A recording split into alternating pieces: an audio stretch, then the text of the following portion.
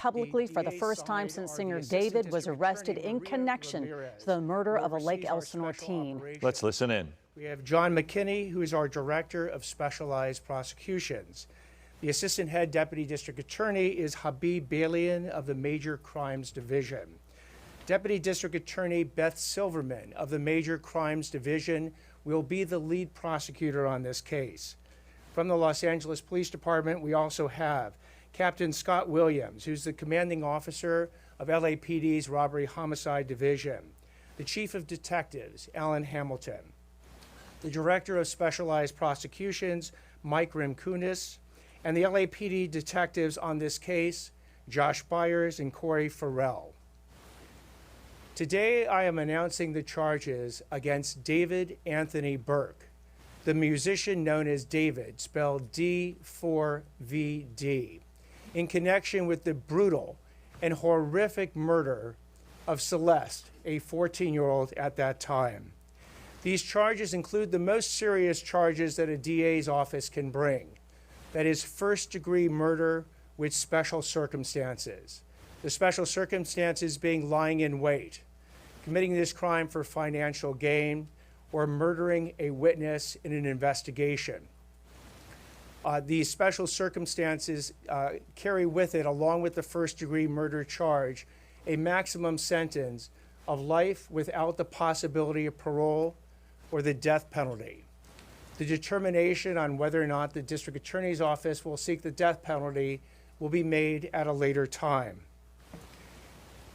Before I get into the actual charges, and there are additional charges against Mr. Burke, including continuous sexual acts, lewd and lascivious sexual acts with an individual under 14 years old, and mutilating a human remains of a body.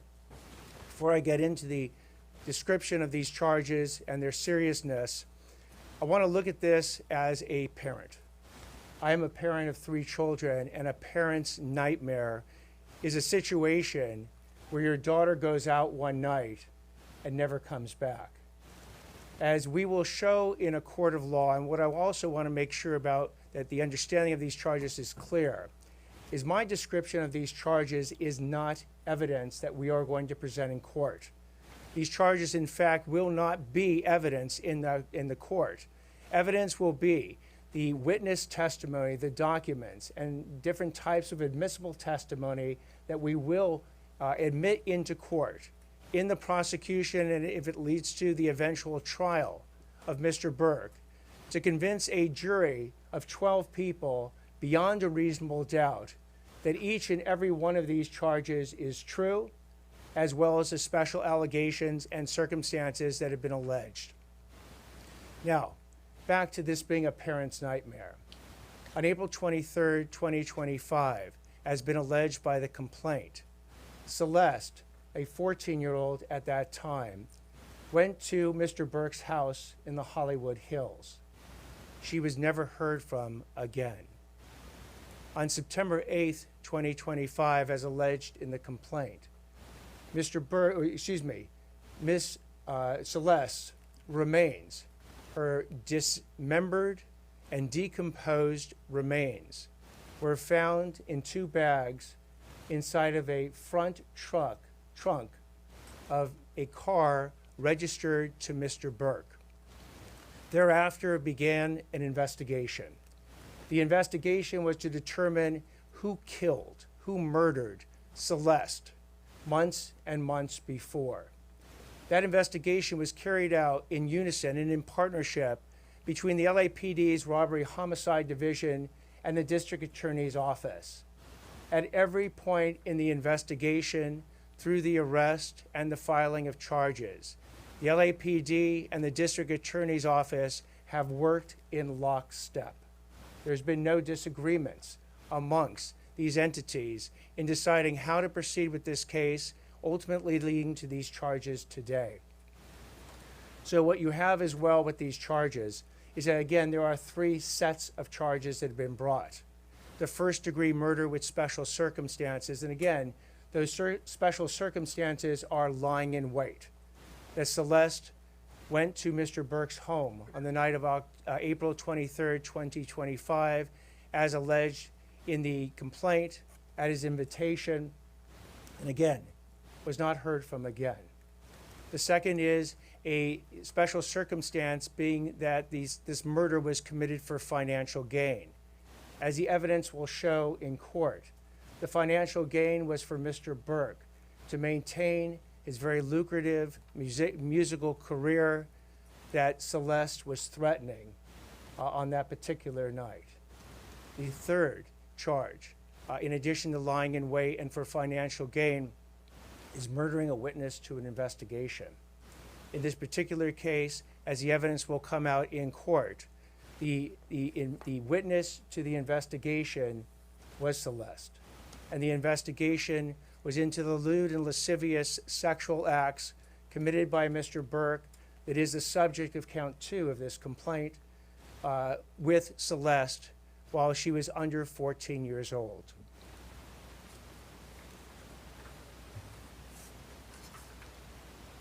I had the chance to meet with some of the family members of Celeste, and their grief is incalculable as to what happened to their daughter. What they have demanded, what we have assured them that the district attorney's office working with LAPD would give them is the proof beyond a reasonable doubt on who killed their daughter, on how their daughter was killed, when their daughter was killed, and bring that killer to justice. That killer that we have now charged is David Anthony Burke. We will have questions after I speak and Chief McDonald speaks. At this point, I invite Chief McDonald to speak. Thank you very much. Good morning, and thank you all for being here. I want to begin by expressing my deepest condolences to the parents of Celeste Rivas. No parent or any human being should have to endure what you've gone through. Today, alongside DA Hockman and our partners at the LA County District Attorney's Office, and thanks to the tireless and hard work of our investigators at the LAPD, we're announcing the arrest and prosecution of David Burke for the murder of 14-year-old Celeste Rivas. Throughout the 7-month investigation, this department has faced criticism for how we handled the case and for our decision not to provide details. I want to be clear about something. My duty is not to fuel speculation, it's to deliver justice, and that requires patience and discipline on everybody's part. This investigation was driven by a single purpose: to secure justice for Celeste Rivas and for those who loved her. We had to be certain that nothing we did or said would ever jeopardize this case. Ms. Rivas was a reported runaway from Riverside County. During the course of our investigation, detectives learned that she had been involved in a sexual relationship with Mr. Burke when she was a minor and he was an adult. On April 23, 2025, Ms. Rivas arrived at Mr. Burke's home in the Hollywood Hills. That's the last time she was known to be alive. On September 8, 2025, Ms. Rivas's dismembered and badly decomposed body was discovered in the front trunk of Mr. Burke's impounded Tesla. From that moment forward, our investigators faced an extraordinary, difficult, and complex case. The condition of her remains delayed the medical examiner's ability to be able to determine cause of death. The substantial amount of time that passed between her death and the discovery meant that crucial evidence had degraded or disappeared. And as detectives worked to uncover the truth, they also had to sift through and debunk a great deal of false information circulating publicly. These challenges were real, and they required patience, precision, and an unwavering commitment to the facts. Despite these obstacles, and despite intense public pressure, our Robbery Homicide Division detectives remained steadfast in their duties.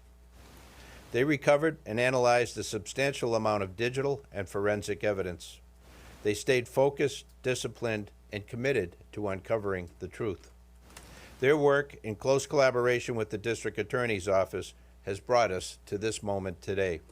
I want to thank the District Attorney and his team, as always, for their partnership. This case demanded coordination, persistence, and a shared commitment to justice. Also, thank you to our media partners for showing up today and for sharing this important message with the public. And finally, to Ms. Rivas's family, we cannot undo the pain you are feeling. Our hope is that today brings some measure of accountability and a step in the journey toward healing. Please know that the Los Angeles Police Department remains fully committed to seeking justice on behalf of your daughter. Thank you. So at this point, we'll take questions. Anything more you can tell us about the fact that she was a witness in the pending investigation, that she reported the abuse, who was doing that investigation? The details of the allegations that have made, particularly with that special circumstance, will be produced in court. Did you determine cause of death and the difficulty it was to determine both the manner, cause, and date? So with respect to the coroner's report, we will be seeking quite quickly to provide an order to the court that now allows the coroner to release that report to the public. Do you believe that he from the BBC, between the finding of the body of Celeste's body or her remains, why has it taken so long for an arrest to be made? I think the police chief got it right, that in a situation where you don't have an eyewitness account, or we can't point to a video that shows the killer killing someone, you have to go through the very rigorous and thorough investigation to look at all the digital and forensic evidence.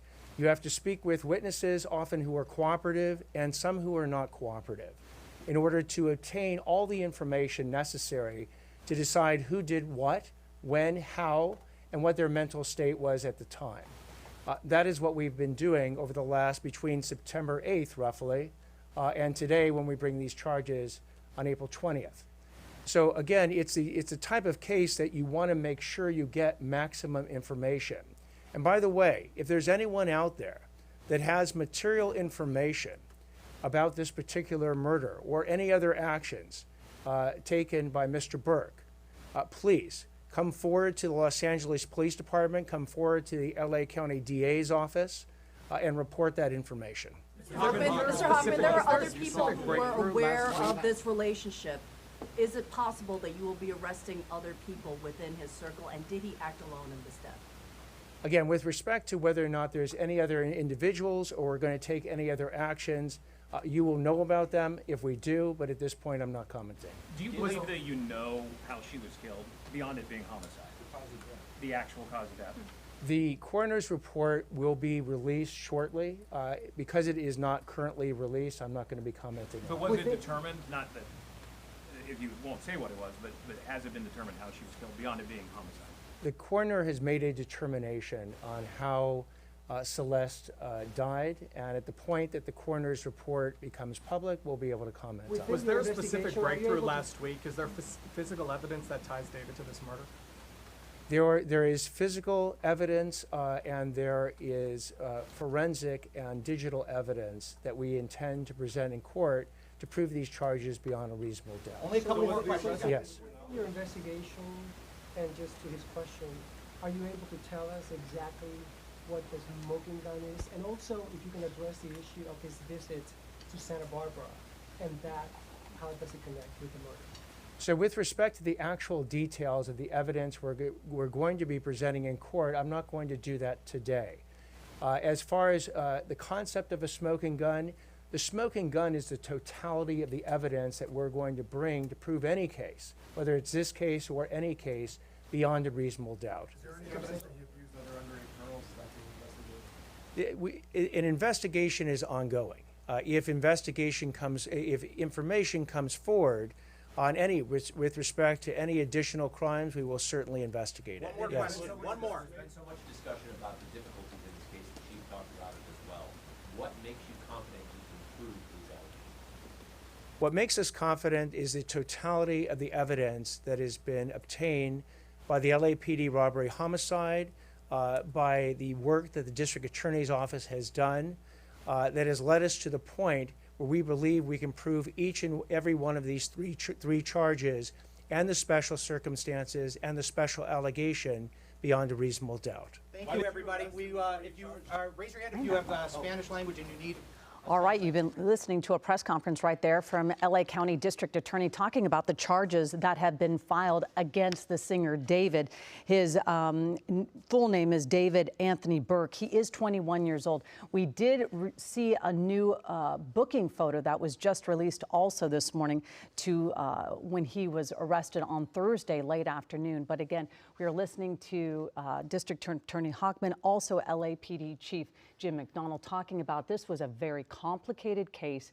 They're going to rely heavily on their digital and forensic evidence to prove without any doubt that David was the person responsible for Celeste Rivas. Well, we do have an expert that we're going to talk with on this, but I think the one thing that jumps out at me as far as what we learned today is the severity of the charges. There was discussion that maybe he would be charged with something else, but to go at first-degree murder with the special circumstances of lying in wait, financial gain, and a witness to an investigation. Let's bring in former federal prosecutor Nima Rahmani. And thank you for joining us, first off, Nima. And I want to talk about just going all in on the first-degree murder charges, because having a 21-year-old man with a known relationship with a 14-year-old girl, I mean, that kind of, in a manner of speaking, goes without saying that there's that crime,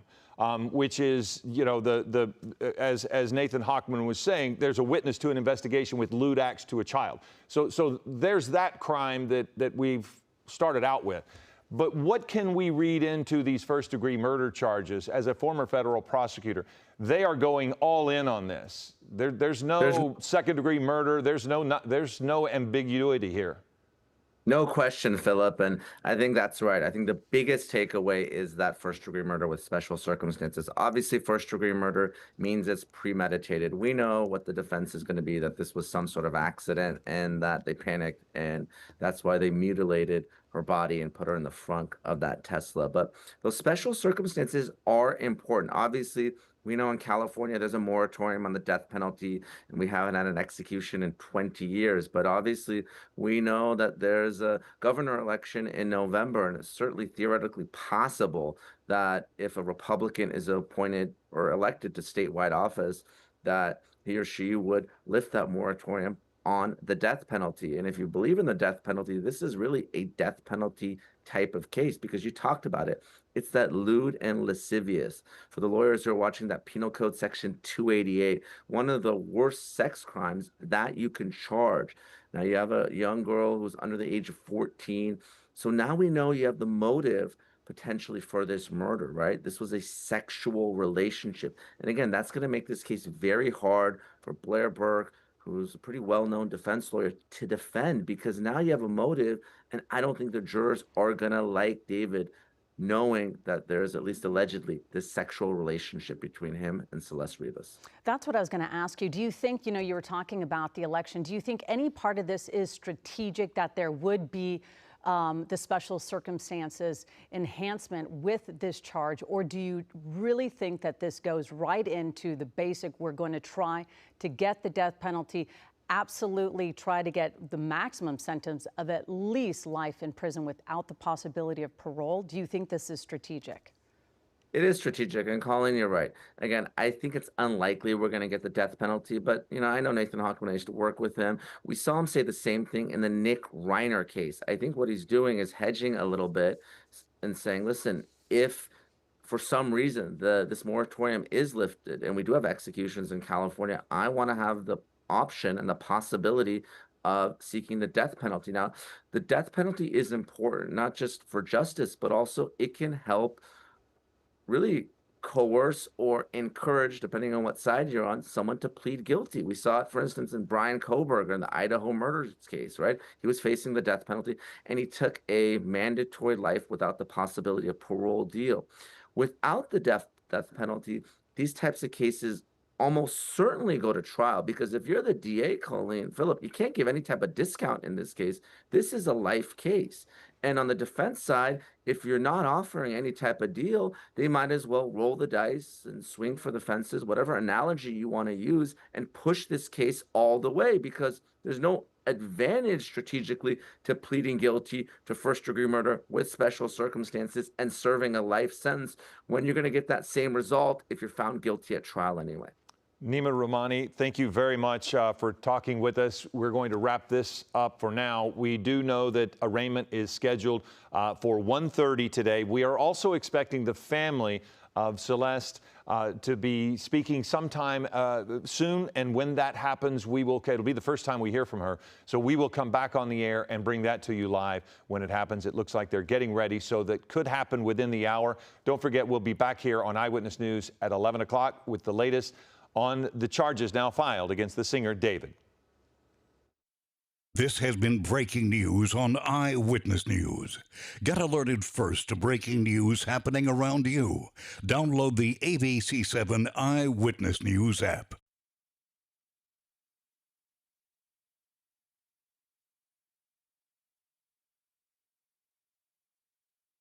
This has been breaking news on Eyewitness.